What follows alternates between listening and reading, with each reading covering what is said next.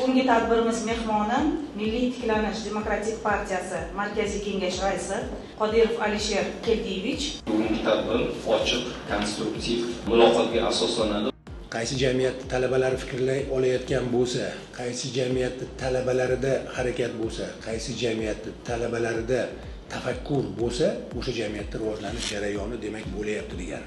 Bizning jamiyatimizda eng yetmayotgan masalalardan biri fikr bildirish, jur'at, eng katta, ya'ni zada ko'rgan va jarohatlangan qismimiz mana shu aynan jur'at. Mana shu jur'at yo'qligi uchun bizda juda ko'p narsa usti yopiqligicha qolib kelyapti. Jur'at bo'lmaganligi uchun juda ko'p o'zgarish kerak bo'lgan narsa o'zgarmayapti.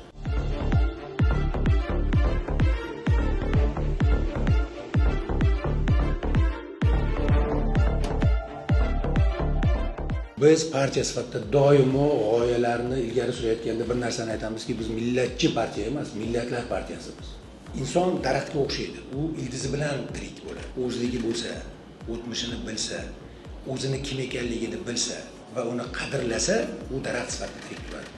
Bu fikr milliy o'zligimizga qaytish uchun qilinayotgan harakatning ichidagi bir harakat. Bizning partiyamizni ilgari surayotgan g'oyasi inson o'zgarsa, jamiyat o'zgaradi degan ma'noda jamiyatimiz rostdan ham jarohatlangan jamiyat. Zamonaviylik, ya'ni ongi tafakkuri zamonaviy bo'lishi. Masalan, bugun texnik taraqqiyot, hayotiy zarurat, chaqiruvlar shuni taqozo qilyaptiki, siz bilishingiz kerak. Siz muvaffaqiyatli yashashingiz uchun bilishingiz kerak bo'lgan juda ko'p narsalar bor. Jamiyat bugun nimaga zarurat his qilyapti? Mana shu narsaga kurashish kerak. Qiyin deb o'zingizlarni osoniga uraversanglar, osondan bo'yi past daraxt ko'karadi. Qiyinga ursangiz chinor bo'lasiz.